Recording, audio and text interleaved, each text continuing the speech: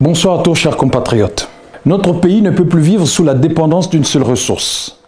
Depuis plus d'un demi-siècle, l'économie du Gabon s'est construite autour du pétrole, dans une forme de facilité qui a fini par nous fragiliser. Mais le monde bouge, les modèles économiques évoluent et nous devons, nous aussi, évoluer pour ne plus subir, mais pour décider. Le candidat Brice Clotaire Oligui porte une vision ambitieuse mais claire, diversifier notre économie pour la rendre plus souveraine, plus résiliente et surtout plus inclusive. Cette vision repose sur 5 piliers: les mines, le bois, l'agriculture, le tourisme et le numérique. Nous avons les ressources, nous avons les talents. Au Gabon comme dans la diaspora, ce qui nous manquait, c'était la volonté politique. Aujourd'hui, cette volonté existe. Elle a un nom, Oligui Nguema. Prenons un exemple.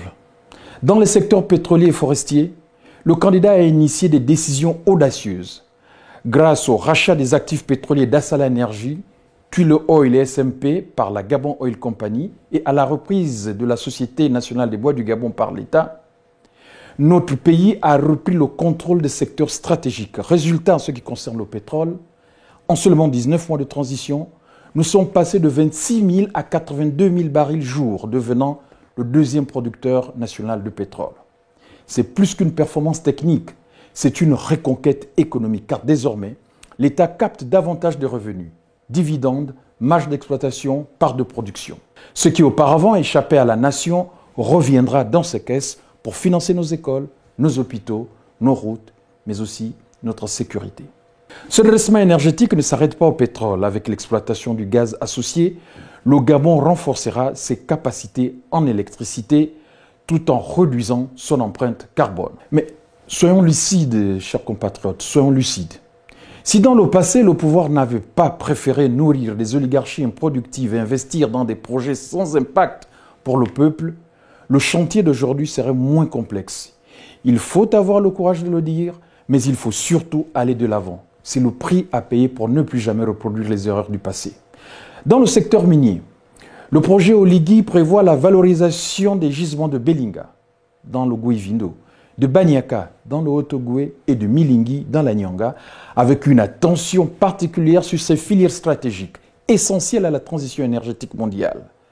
Mais pour en tirer pleinement parti, il faudra construire et moderniser les routes, les voies ferrées, les ports, les infrastructures logistiques. C'est prévu, c'est structuré. Dans l'agriculture, le constat est connu. 500 milliards de francs CFA d'importation alimentaire chaque année. Et pourtant, l'agriculture pourrait générer entre 750 et 1000 milliards de francs CFA de PIB en créant des dizaines de milliers d'emplois. Avec 5 grandes zones agricoles à haute intensité, des incitations à l'investissement, des formations adaptées et une régulation des importations, cette ambition devient atteignable. Là encore, et si les choix avaient été faits plus tôt, la réalité serait toute autre. Mais le moment d'agir, c'est maintenant. Quant au tourisme, chers compatriotes, trop longtemps ignoré, il est appelé à devenir un moteur économique à part entière. Nos paysages, notre biodiversité, notre culture sont des atouts rares que compte valoriser le candidat Oligui Nguema une fois élu. Avec une politique cohérente, ce secteur peut générer des devises, des emplois, mais être aussi une source de fierté nationale.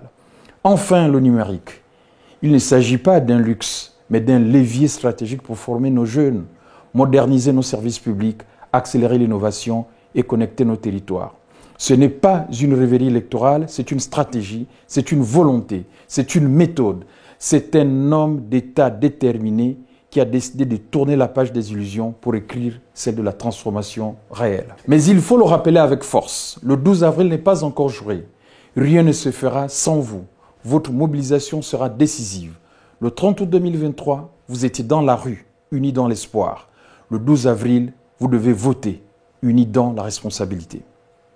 Le changement est d'abord dans les esprits avant de prendre forme dans les actes. Le 12 avril 2025, adoptons l'état d'esprit du renouveau et traduisons-le dans les urnes. Tous ensemble, votons le bâtisseur en chef, Brice Clotaire au Liguingema. Le 12, c'est le 12.